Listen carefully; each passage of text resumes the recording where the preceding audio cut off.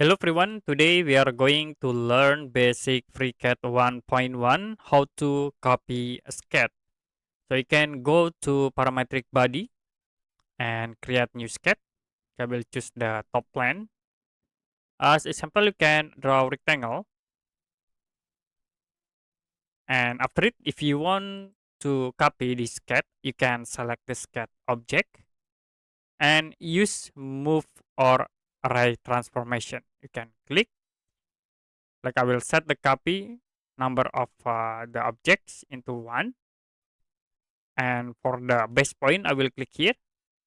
Now you can move, like to drag here, you can press control buttons to set into the horizontal line, or you can move to the top into vertical line, or another you can move to the points, like I will click at this point.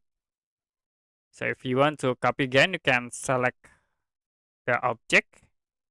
Okay, and the next, use copy or move tools.